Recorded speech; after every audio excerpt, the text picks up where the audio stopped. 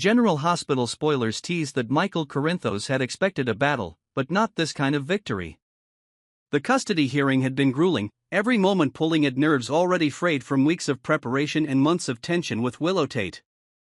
He had sat there bracing himself for a compromise, perhaps shared custody if the judge leaned generously in his favor. Yet when Judge Eva Herron pronounced her ruling, the words carried a finality that stunned him. Full custody. Both Wiley and Amelia under his care, entirely. It was the kind of decision fathers almost never heard unless something in the mother's life presented a clear and present danger to the children. Michael had gone into court believing he had a solid case, but even he knew the odds. His legal team had been cautious in their optimism, warning him not to expect too much. Yet here he was, the ink barely dry on the ruling, holding the very outcome he had thought improbable. The courtroom itself seemed to hold its breath in that moment. Willow's reaction was a mask of disbelief, her eyes wide and unfocused as though she had misheard. The bailiff shuffled papers and the sound echoed unnaturally, filling the silence between the two of them. Michael felt the weight of the decision settle into his bones. Relief washed through him, but it was tempered by the strangeness of it all. Victories in Port Charles were rarely straightforward. There was always a cost, always a reason hidden in the shadows. That reason emerged far sooner than Michael could have imagined. Unbeknownst to him at the time, forces had been maneuvering behind the scenes, shaping the outcome of the custody hearing before a single argument had been made in court. The hand guiding those forces belonged to Jen Sidwell, a man with no obvious stake in Michael's family life and yet an intimate knowledge of the judge's vulnerabilities. Sidwell had bribed Judge Herron, ensuring the ruling favored Michael in every possible way. It was a gamble, a manipulation so precise that it left no room for accident. Yet Sidwell's motives were far from altruistic. For weeks after the hearing, Michael went about his days believing his arguments and evidence had been enough. He attributed the victory to his meticulous documentation, the character witnesses who had stood by him, and his unwavering portrayal of stability for the children. But across town, in quiet conversations carried out in low tones, Sidwell was already revealing pieces of his true plan to his son, Marco Rios. It was not Michael's happiness Sidwell sought, nor was it the well-being of Wiley and Amelia. The custody battle had merely been a chess piece moved into place for a larger and far more dangerous game. The target of that game was Sonny Corinthos. Sidwell's scheme was crafted with a cold patience that matched the precision of his earlier bribe. The goal was twofold: to dismantle the bond between Sonny and Michael, and to push Sonny into the kind of legal jeopardy that could end his reign over the Port Charles waterfront for good. Sonny had enough enemies without knowing Sidwell had placed himself among them. And the timing could not have been worse for Sonny. The city was on the cusp of voting on Bill C, a piece of legislation that, if passed, would force the sale of the waterfront piers Sonny controlled. Those piers were not just a piece of real estate, they were the backbone of his organization, the artery through which much of his influence and financial stability flowed. Losing them would be a crippling blow, and Sonny knew it. The weeks leading up to the vote were already tense, every political whisper and backroom conversation carrying the potential to tip the outcome. Sidwell understood that Sonny could not afford distraction, much less scandal. Which made it the perfect moment to strike. Sidwell considered his options carefully. The most direct path was to expose the bribe to Judge Herron, but to do so in a way that linked the act to Sonny rather than to himself. A simple anonymous tip to the authorities might set an investigation in motion, but anonymous tips had a way of fading into dead ends without hard evidence. Sidwell's plan required something cleaner, something that would force the law to take notice and draw the public's eye. That was when his mind drifted toward a darker, more permanent solution. If Judge Herron could no longer speak, she could no longer defend herself. A staged suicide, accompanied by a carefully crafted letter, could tell the story Sidwell needed told. In that letter, Herron could confess to accepting a bribe from Sonny Corinthos, framing the entire custody ruling as a transaction bought and paid for by organized crime. The details of such a letter would need to be precise. The handwriting imitated, the tone believable, the confession vague enough to evade obvious fabrication but specific enough to implicate Sonny beyond reasonable doubt. Sidwell imagined the fallout. Police would pore over Herron's financial records, uncovering the suspicious transactions he himself had arranged but made to look like payments from Sonny's world. They would trace the timeline back to the custody hearing, noting how the ruling had favored Michael so completely. And in the court of public opinion, the conclusion would be swift: Sonny had corrupted a judge to secure custody for his son. The legitimacy of Michael's win would crumble. The case could be reopened, and Willow might find herself in the stronger position to reclaim custody. For Michael, the consequences would be personal and devastating. Believing Sonny had interfered, he would see the loss of custody as a betrayal, one that shattered what trust remained between them. For Sonny, the damage would extend far beyond family ties. A bribery scandal tied to a judge's death would not only jeopardize his control over the peers but could draw federal attention, the kind that rarely left without making arrests. Prison time would be a very real possibility. Sidwell's vision of revenge was elegant in its cruelty. By turning father against son and placing Sonny in the crosshairs of a criminal investigation, he could dismantle both the personal and professional sides of Sonny's life in a single stroke. Marco listened to his father's outline with a mixture of fascination and unease, understanding the stakes but wary of the line Sidwell was willing to cross. But in Sidwell's mind, the path was set. He had manipulated the judge once, he could manipulate her legacy just as easily. Meanwhile, in Michael's world, life began to take on the uneasy rhythm of post-court normalcy. Wiley and Amelia were adjusting to the new arrangement, but Michael could sense the undercurrents of change. Willow's supervised visits were polite but tense, her eyes betraying the sting of defeat. She spoke little of the hearing, yet Michael could feel her resolve hardening. She would not fade quietly into the background of her children's lives. Michael, still oblivious to Sidwell's involvement, continued to attribute his court victory to his own efforts. But in quieter moments, a small seed of doubt began to take root. The swiftness of Judge Herron's decision, the almost too perfect nature of the outcome, these thoughts crept into his mind, uninvited but persistent. He pushed them aside for the sake of his children, telling himself that overthinking would only lead to paranoia. Still, the seed remained. Across town, Sidwell began setting the next phase of his plan into motion. He mapped out Herron's routines, noting when she was most likely to be alone, which places she frequented, and how her private life might be used to mask what he intended to do. He needed the staging to be flawless, the suicide believable enough to pass initial scrutiny but intriguing enough to warrant the discovery of the letter.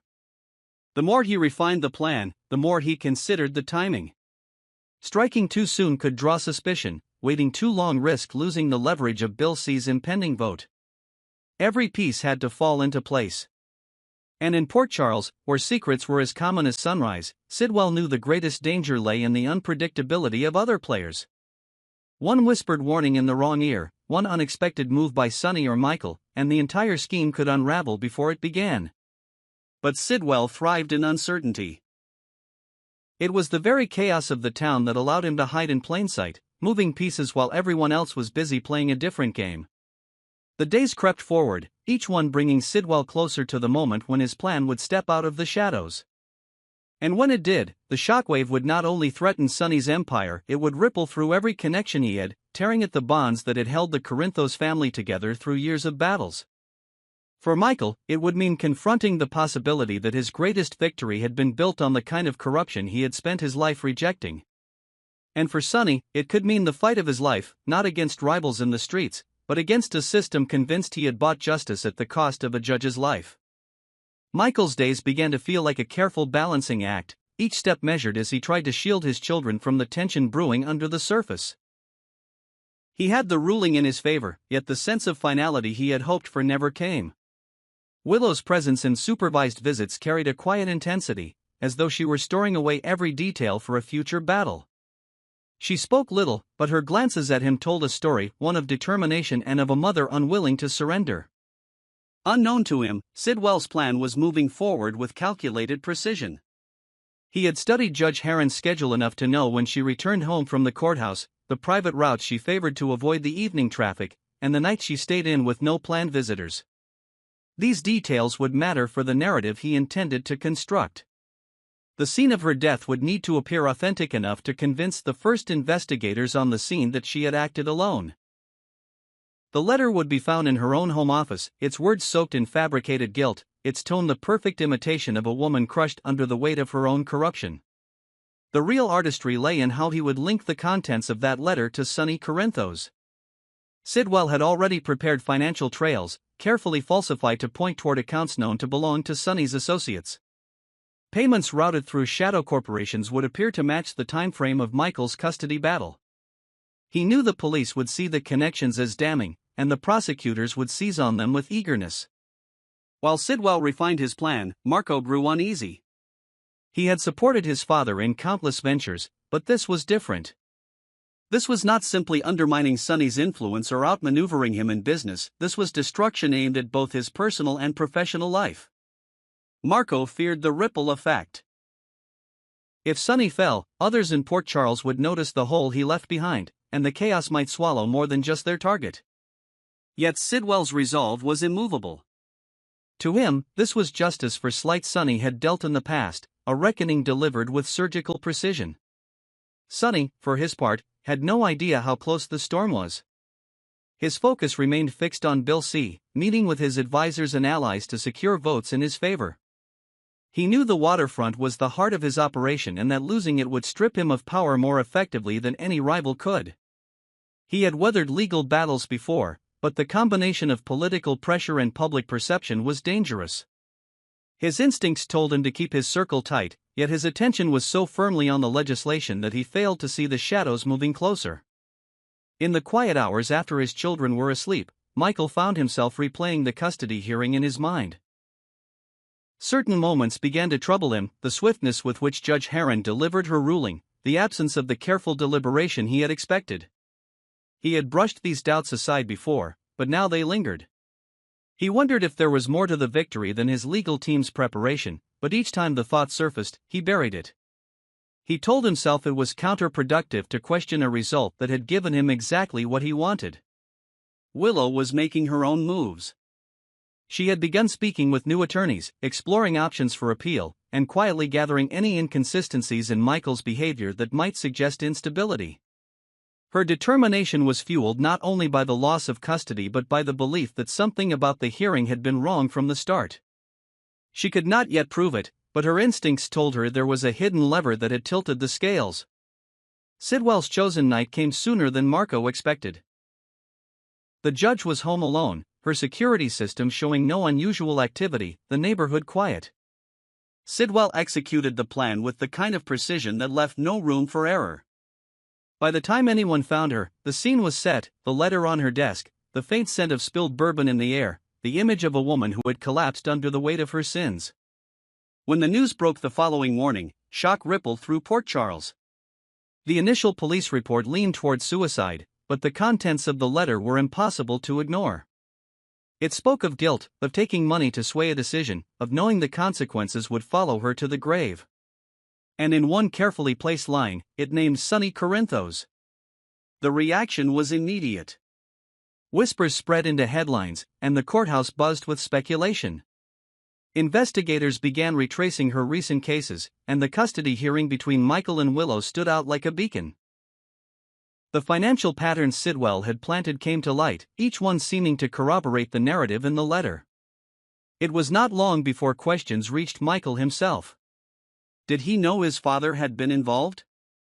Was he aware of any payments? The pressure began to mount, and Michael's earlier doubts came roaring back with a vengeance.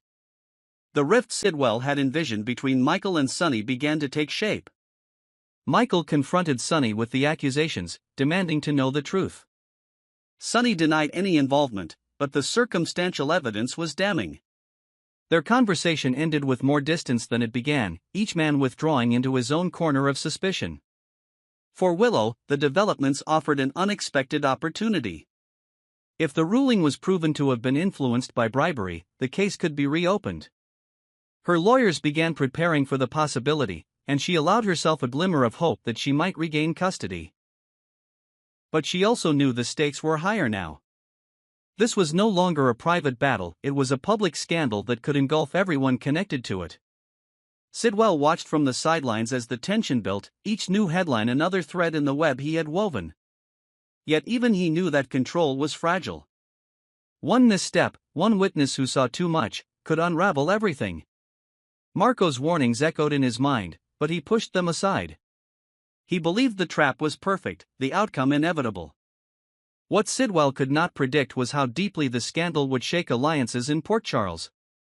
Sonny's allies began to question his stability, wondering if association with him would bring unwanted attention. Old rivals saw openings to move against him, both in business and in politics. And all the while, the vote on Bill C drew closer, the threat to the waterfront looming like a final blow. For Michael, the days became a blur of legal consultations, tense exchanges with Sonny, and guarded interactions with Willow. His victory now felt hollow, tainted by the possibility that it had been bought with corruption and sealed with a death. The certainty he once carried was gone, replaced by a gnawing question that refused to leave him: had he been a pawn in someone else's game all along? And somewhere in the quiet corners of Port Charles, Sidwell waited for the moment when the last pieces would fall, certain that when they did, neither Sonny nor Michael would be able to recover what they had lost. Michael's world was collapsing in ways he could no longer control. The case against Sonny was accelerating, with investigators bringing in witnesses, issuing subpoenas, and seizing financial records tied to the supposed bribes. Even people Michael trusted were beginning to look at him differently, wondering if he had known about or benefited from his father's alleged corruption. The victory in court, once a symbol of security for Wiley and Amelia, now felt like a poison gift. Every interaction with his children came with the shadow of uncertainty, as if the ground beneath his family could be pulled away at any moment. Willow, meanwhile, was regaining momentum. Her legal team had filed motions to reopen the custody case, arguing that the entire ruling was compromised by the taint of bribery. In public, she presented herself as the wronged mother seeking fairness. In private, she was calculating her next moves with cold precision. She knew this scandal was her best chance to reclaim full custody, and she would not waste it. While she told herself her fight was for the children's well-being, there was also an undeniable sense of personal vindication driving her forward. Sonny was no stranger to pressure, but this situation was different. The allegations had a sharp edge, cutting into the trust that held his empire together. The upcoming vote on Bill C was now clouded by the headlines linking him to Judge Herron's death. Politicians who had once given him quiet support were distancing themselves, afraid of being caught in the storm. Even some of his most loyal lieutenants were whispering about contingency plans, a sign Sonny could not ignore. He needed to clear his name, but doing so meant uncovering the truth about Sidwell, and that was a battle he wasn't sure he could fight alone. Marco Rios found himself caught between loyalty to his father and the uneasy knowledge that Sidwell's plan was spiraling beyond control. The public reaction to Judge Herron's death was more intense than either of them had anticipated. Investigators were treating it not just as a potential suicide but as a suspicious death, with every detail under a microscope. Marco feared that even the smallest overlooked clue could lead them back to Sidwell, and once that happened, the entire narrative could crumble. He tried to voice these concerns, but Sidwell dismissed them with the same calm certainty he had shown since the beginning. The media frenzy reached a breaking point when an anonymous source leaked fragments of the judge's alleged suicide note to the press. The excerpts painted a vivid picture of guilt and despair, with Sonny's name woven directly into her confession. For the public, the case was practically solved. For law enforcement, it was an open invitation to dig deeper. Sonny's legal team was fighting on multiple fronts, challenging the authenticity of the letter, dismantling the financial paper trail, and questioning the timeline of events leading to Herron's death. But each move they made seemed to fuel the fire rather than extinguish it. Michael's confrontation with Sonny had left a deep crack in their relationship. Sonny's insistence that he had nothing to do with the bribery or the judge's death should have been enough, but Michael couldn't shake the images forming in his mind, images of backroom deals, envelopes of cash, whispered promises. He hated that he was even entertaining the possibility, yet the evidence kept piling up in ways that seemed impossible to ignore. The more he pulled away from Sonny, the more isolated he felt, and that isolation was exactly what Sidwell had counted on. Willow's camp seized the opportunity to portray Michael as complicit, suggesting that even if he hadn't arranged the bribery himself, he had accepted its benefits without question. In court filings, they described him as a father who valued winning over integrity, painting a picture that was both compelling and damaging. Michael's attorneys pushed back, but the narrative was hard to shake, especially with the public already primed to believe the worst. Sidwell's confidence began to shift into arrogance. Watching Sonny struggle was satisfying, But the added benefit of Michael and Willow's custody war turning even uglier was more than he had expected. He started talking openly, albeit in private circles, about how the Corinthos name would never recover. Marco, increasingly uneasy, began to consider his own escape plan. He knew his father well enough to realize that if the investigation turned toward them, Sidwell would have no qualms about sacrificing anyone, including his own son, to save himself. As the days passed, the vote on Bill C crept closer. Sonny knew that if the legislation passed, it would strip him of the docks and cripple his operations permanently. Under normal circumstances, he could have rallied enough political influence to block it, but the scandal had eroded his leverage. Council members who had once backed him were now taking calls from Sidwell's people, who quietly offered them alternative deals and incentives. It was a perfectly timed strike, cutting Sonny off at the knees when he was already reeling. Then came the first real crack in Sidwell's armor. A minor investigator, working on the financial side of the case, noticed inconsistencies in the payment records that linked Sonny to Judge Heron. The discrepancies were subtle, the kind of thing that could be dismissed as clerical error, but they didn't fit with the judge's known banking habits. More importantly, the investigator traced one of the shell companies back to an offshore account tied to a holding company previously used by Sidwell in an unrelated deal years earlier. It wasn't conclusive proof, but it was enough to raise quiet questions behind closed doors. Michael was unaware of this development, but he felt an internal shift. The more he looked at Sonny, the more he saw not a guilty man but someone being boxed in by forces he couldn't fully name. His conversations with Willow had grown sharper, more combative, as each side dug in deeper. But in the quiet moments alone, Michael began to wonder if they were both just pieces in a much larger game. Willow, however, was committed to seeing her case through, regardless of the broader implications. Her legal team was confident that the bribery allegations would be enough to overturn the custody ruling, and she was prepared to push until the judge's death was officially linked to corruption.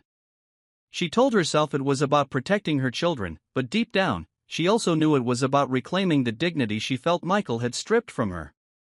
As the investigation continued, Marco made a choice that would alter the trajectory of everything. He approached one of Sonny's trusted allies in secret, offering information in exchange for protection. He didn't give away everything at once, but he hinted at knowing who had really orchestrated the judge's death and why. Sonny's people treated the tip with caution, unsure whether it was a trap, but they passed it along to Sonny nonetheless. For the first time since the scandal began, Sonny saw a thread he could pull. If Marco was telling the truth, then Sidwell had been the architect of the entire scheme, including the bribes, the death, and the frame-up. But proving it would require exposing the very mechanisms that had been used against him, and that meant putting himself and Michael at risk in ways they had never faced before. The final weeks before the Bill C vote became a blur of political maneuvering, legal battles, and whispered deals in backrooms. Sonny began working on two fronts, salvaging his public image enough to block the bill, and quietly gathering evidence against Sidwell before the man could strike again. Michael, pulled reluctantly into Sonny's orbit once more, found himself working alongside the father he had nearly turned against. Willow watched the shifting dynamics with a wary eye. If Sonny and Michael succeeded in proving Sidwell's involvement, her case could collapse. Worse, the public narrative could swing against her, painting her as someone who had exploited a false scandal for personal gain.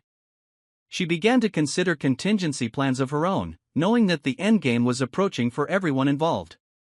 By the time the vote arrived, the tension in Port Charles was palpable. The outcome of Bill C would reshape the city's balance of power, and the revelations from the investigation had the potential to topple more than just Sonny Corinthos. Sidwell still believed he held the upper hand, but the quiet defection of his own son was already setting the stage for his downfall. The final blow had yet to land, but all the pieces were in motion. In a city where loyalty was currency and betrayal was an art form, the coming days would decide who emerged with power and who was left in the shadows, stripped of everything they had fought to protect.